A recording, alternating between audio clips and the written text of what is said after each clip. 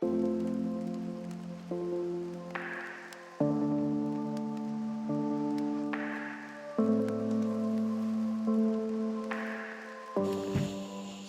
here we are in Borneo in the middle of the jungle. We got off the boat this morning and we thought, it's only a 6-hour ride on the main roads, how about we take these secondary roads? So here we are. This is actually the better part of it, but we'll show you some footage of the rest of it.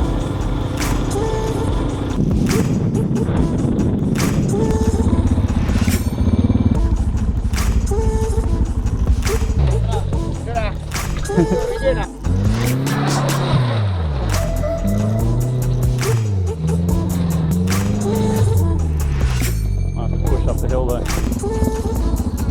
Oh, nice.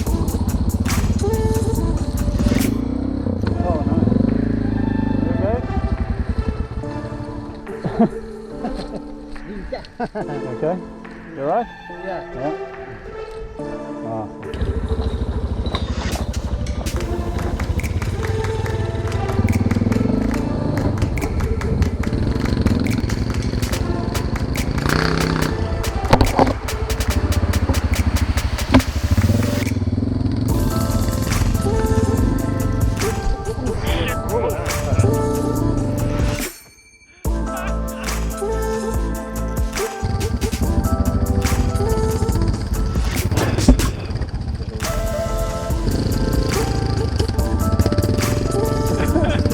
Like a glove.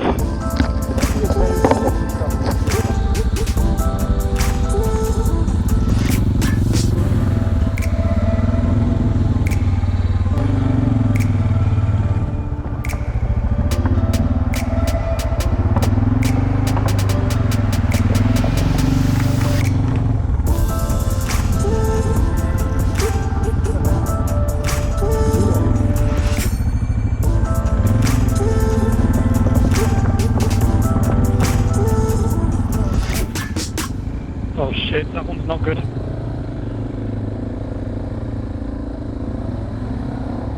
Oh fuck. I'm stuck. I'm stuck in a puddle. Wait, I can't stop because I'm stuck as well. Oh shit.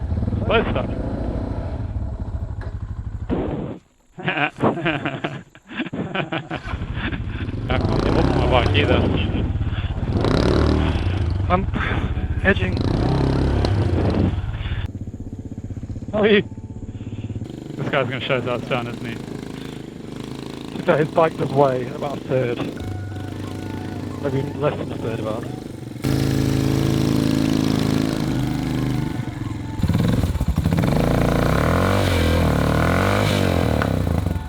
Try harder.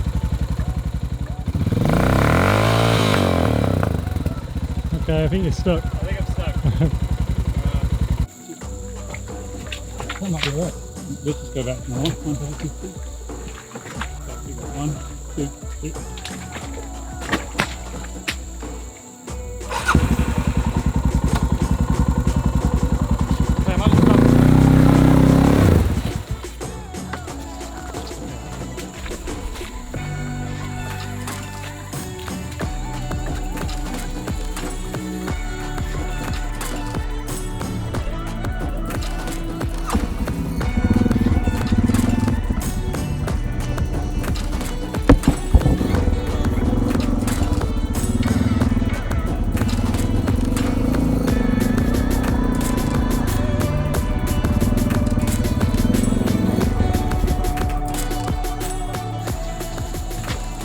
What do you reckon we do?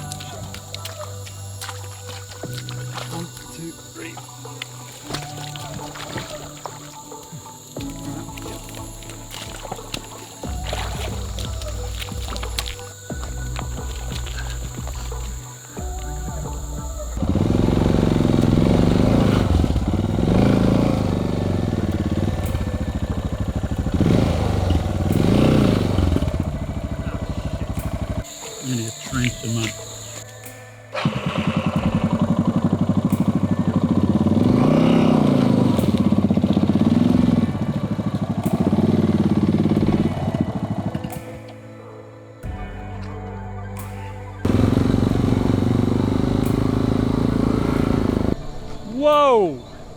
That was hardcore. Well, actually, it wasn't that bad. We just both got stuck, and because of that, we probably spent 45 minutes trying to get each other out. It's very humid here as well. It's very hot.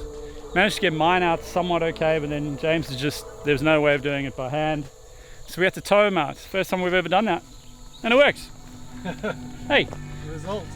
Anyway, it is probably going to be dark by the time we get back now. So we better get back onto the road, Google. This is not a road, mate. What are you doing? I mean, I actually appreciate it. I think it's great, but it's definitely not a road.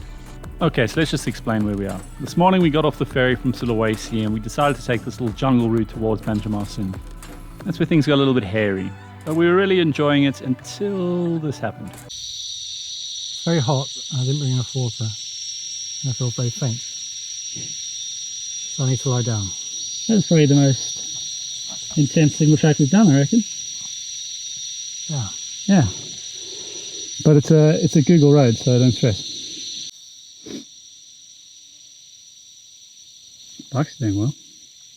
Yeah. So we had a little break and James recovered. But soon after that, day turned to night and the roads got worse and it really started raining. So we kind of limped our way back into Banjarmasin feeling slightly exhausted and very defeated. Here we are. So after yesterday's little adventures going through the jungle, it seems like some of our equipment is a little bit worse for wear. We were trying to charge our comms units last night and they've just stopped, which doesn't sound like much, but we kind of use it for everything. We chat to each other the whole time about when we need to stop. It's got GPS comes through to know our music. And we've just starting to leave now to get some spare parts. It's maybe, what time is it? It's nearly 3 o'clock. We're about to set off to our next destination, which is 4 hours away. We've just gone to start Jay's bike, and there's a little bit of a problem. Jay, what's going on? It's just nothing. Doesn't start at all. No noises, just nothing. So yeah, silence. So we don't know too much. We're going to start with the kill switch, see if we can open up that and see what's going on. But we'll come back to you later. So Jay, what's the update? How are we doing? So we think it's one of two problems. The first one, come look here. That little switch, see how it gets stuck in like that? Still getting stuck. There you go. That sometimes fails. Sometimes. But I pulled it apart, tried it out, not the problem. The other one that, well, we think / we hope is the clutch switch. So basically the way for those non-motorbike people, to start your bike you usually have to have your clutch pulled in. So hopefully something's gone wrong with the switch, so we will pull all this shit apart, bypass the switch, and if our bike turns on, then it's only probably lost maybe half hour, 45 minutes. Let's hope. We'll let you know soon. Alright, so this is that's your clutch switch. It's literally 2 wires that go to the clutch to make sure it thinks you're holding it when you can. Some people actually disable this just in case this happens. Probably not the greatest idea, because if you try to start your bike when it's in gear, it will jolt forward. If you're not holding the clutch, that is. So here we go, let's hope for the best. We'll bypass the switch. Keep your fingers crossed. Don't have to pull the clutch anymore, I'm in neutral. Here we go. Hey! Alright, have fun! Hey! Back on the road! Back on the road! Woo! So we did get back on the road, and then somewhere in the middle of Borneo, this happened. So right here in front of that salon, I think, where that lady's looking at us. I think she sells water and haircuts. Right here, we have just hit 10,000 kilometers. For the record, I'm done trying to make y'all comfortable. For the record, you ain't trying to grow, then it's done for you. So yeah, 10,000 Ks in. I mean, we've learned a lot. We've had maybe 20 falls between us. Yeah. We've had accidents, we've had mud, we've had storms, we've had extreme heat in the outback. We've had, what, 1 million selfies? I don't think that's an exaggeration. We've probably had... It's probably a slight exaggeration. Maybe a few zeros off the end of that, but there's been a lot of selfies. Three different countries. 3 different countries. We're somewhere in the middle of Borneo right now. Hopefully going to see some orangutans and hit Malaysia. So here's to another 10,000 and yeah, that's it. All right, later. So our spirits were high, and then that grey cloud over there came and screwed that all up. To say it started raining is an understatement. But then we did what we usually do, which is just find someone's garage to pull into.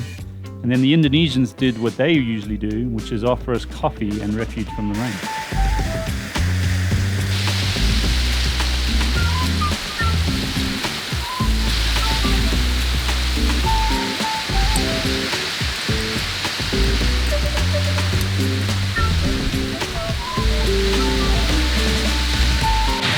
Wet season in Indonesia, what? After a while, it stopped raining and one of the incredible Indonesian sunsets came out. So we pushed on to a town called Pangdalangbun. One really good piece of advice we were given by Dave and Darwin was to always clean your bike. It's the best way to find out if anything's wrong with it. Taking it across the jungle in Borneo really kind of messed them up. You can see there is just mud everywhere. The bags are all muddy and shit, that's all stuff. Mud really got all over it. So we're gonna give them a good clean. These guys are gonna help us out and hopefully get them back sparkling new.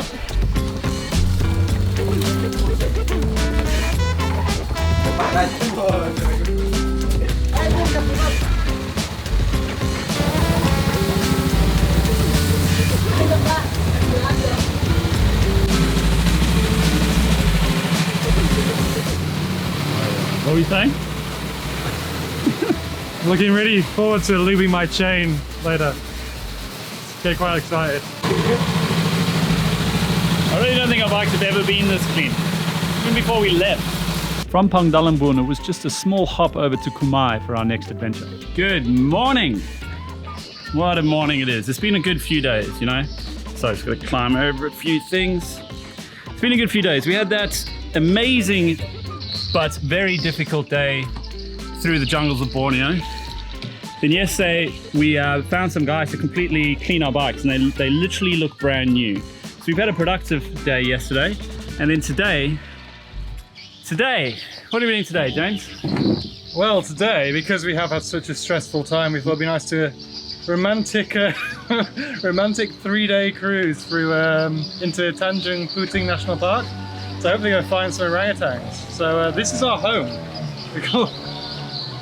Look at this.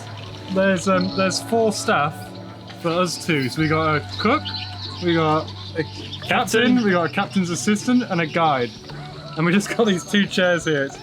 It's gonna be great. epic. It's gonna be so good.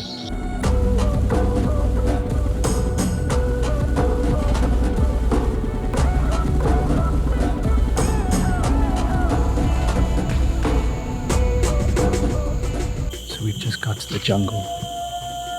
We have to be very quiet because apparently the orangutans don't like loud speaking white people. That being said, there are really very loud Americans with us who apparently didn't get that note. So yeah, those guys. But it's pretty funny. So our guide walks us into this thing. There's a little viewing platform just there. Then the guide walks us in, tells us to sit down, and he says, "Wait here for the orangutans." And they put bananas out for them. You're like, "Oh, where are you going? Go back to the boat." He goes, "No, there's too many mosquitoes here." So he just buggered off down there and lit a little citronella fire. which is very nice. Yeah. The good news is as well, it's like, oh, how long do we stay here for? He's like, oh, about an hour and a half. So yeah, so we were like, is there any malaria in this jungle? He goes, yeah.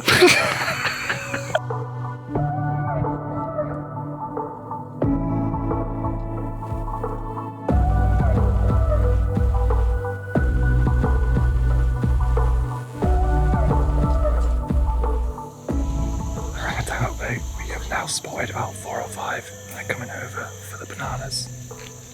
This is awesome.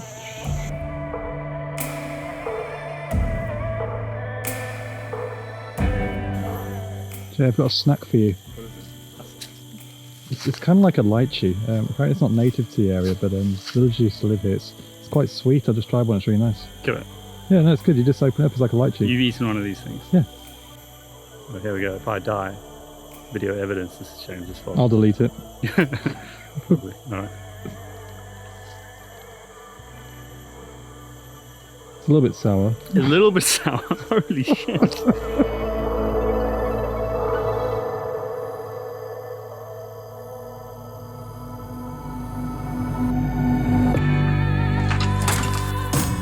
The food, James, are you worried? I'm ridiculously excited. I don't think we've eaten this well for a while. And it also says food for like a family of 6, not just the 2 of us. Yeah, very excited about this. Can I start eating now? Tell us what the names of all these foods are. Thank you, Jay, because I obviously know what the food is. We'll start with rice. The rice is quite good. Yeah. Right? This stuff I should know, but I've actually forgotten. Make it up if you don't know. What would you call that? It's a tofu seed delight. I was going to say, something, it looks like something Darren would love. Yeah. It's very hipster and it's very delicious. This one, I'm going to go for an Indonesian omelette. Which one? This thing here? This thing here. So it's like omelette with spices and goodness. Goodness omelette. Okay. Goodness omelette, yeah. Goodness omelette. And this is, it seems very similar to a Thai green curry. I haven't actually tried it yet, but it's definitely chicken. It's got vegetables in it and the sauce tastes awesome. Indonesian green curry. Yep. And then this is vegetables Ella amazing. So yeah. Arrabbiata. And this is dessert for 5 again. So we got watermelon Ella jungle. And we got 3 full sauces of spicy sauce, tomato sauce, and soy sauce. So yeah, we are looking good, and I'm excited to eat if Jay will put the camera down.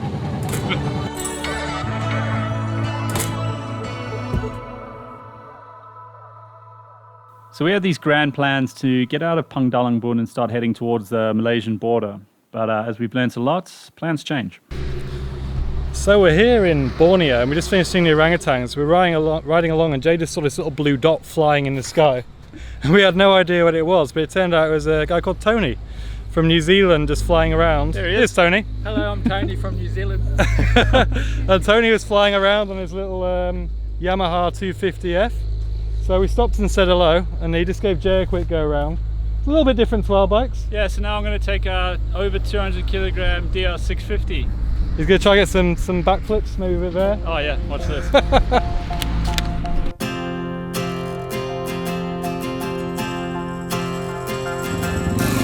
This is the hour, the darkest place.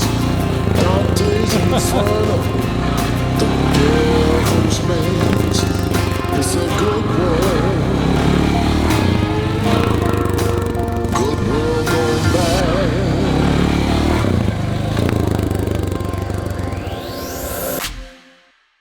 So we've given up on the DRs. They're a bit bulky, a bit heavy. It's too hard to get around. Fuel economy could be better. We also want something we could really, do a little bit of damage on the dirt with. Really push to its limits. So we swapped our bikes, and we got these things. For the record, I'm done trying to make y'all comfortable. For the record, you ain't trying to grow, then it's done for you. For the record, lab on me going all the way.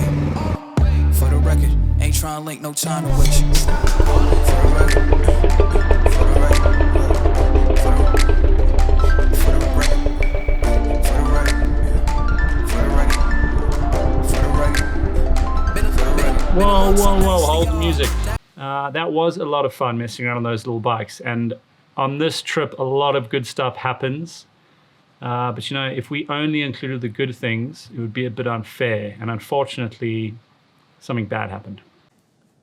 So I had a crash. The good news is I'm okay. I'm a bit shaken up and quite achy in parts, but I'm okay. There were 2 other people involved. Both of them weren't wearing helmets or protective gear. There was a guy riding who's hurt his foot. There was a girl on the back, and she hit her head pretty hard directly on the tarmac. So she's currently in hospital. She's doing okay, but it definitely could have been a lot worse. So rather than me trying to explain to you what happened, I have some biscuits with me, so I think it'll be a bit easier if I show you a visual.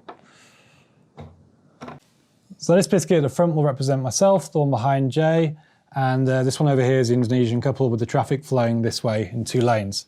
Jay and myself are in the fast lane, cruising along, and without looking or indicating, their bike just cut straight across to pass through to the other side of the road, hitting me, flipping off, and I went off to the corner. Luckily, I didn't actually fall off myself, but yeah, their bike didn't do too well, with the worst of it being the girl falling off and hitting her head straight on the floor. In Australia, there's a lot of structure around what happens in these circumstances. You call an ambulance, you call the police, you've got insurance involved, it's all resolved in a structured way.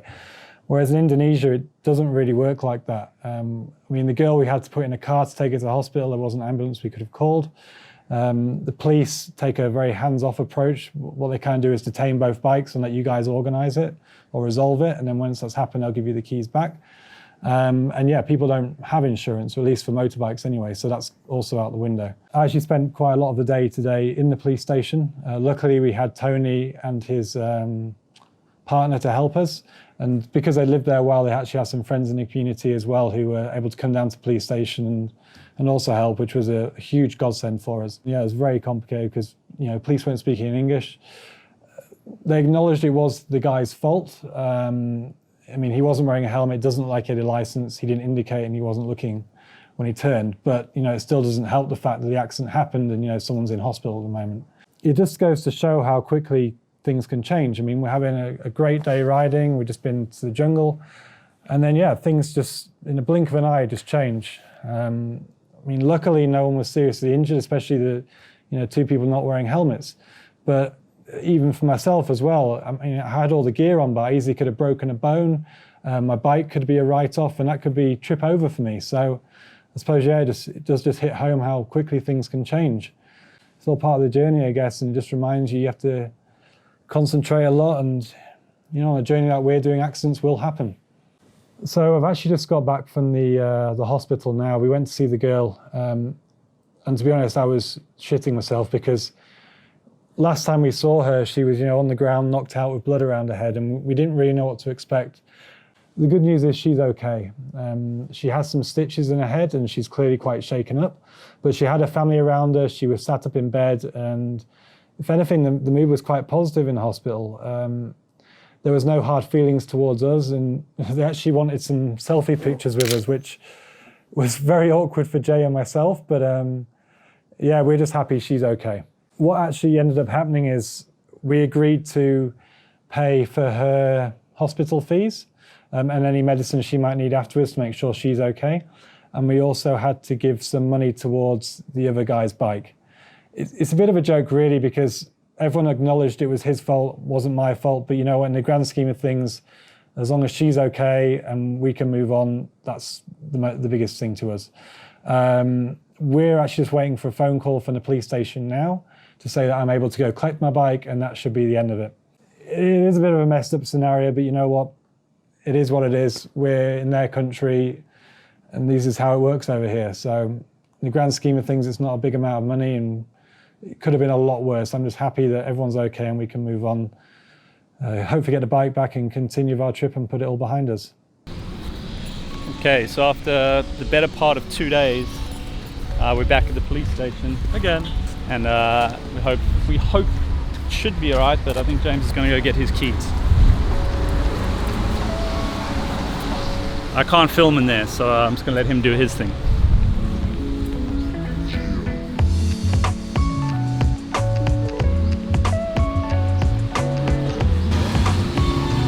Any luck? Hey! It was about a 45-minute conversation. I have no idea what happened. They just said "Mister" quite a lot and shouted at the guy. Then I gave him my keys. All right. Let's go hope the bike works.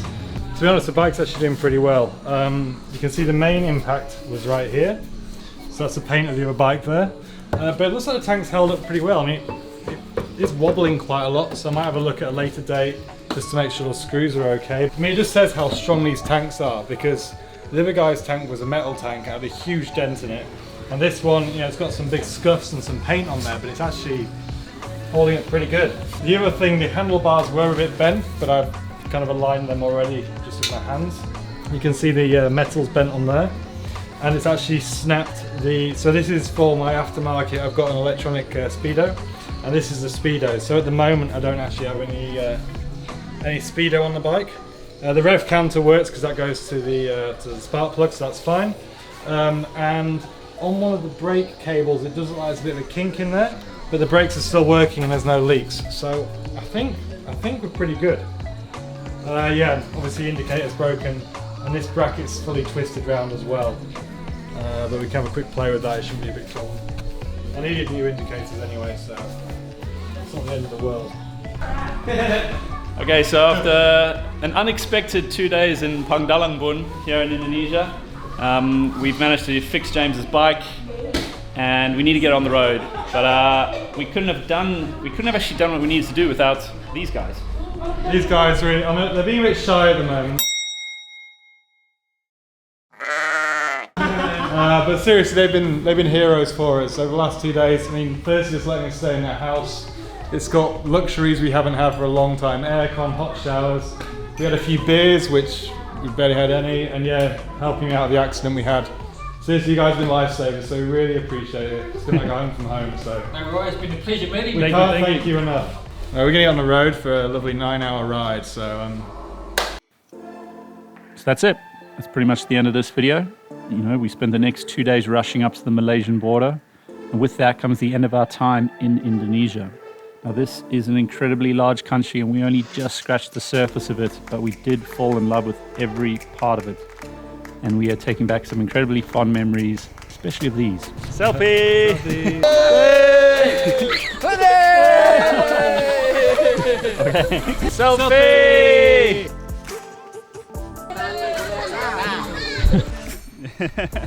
Selfie! Yeah! Okay, thank you. That's it. You know, please like our videos, subscribe to our channel, and hopefully the next one will be out soon.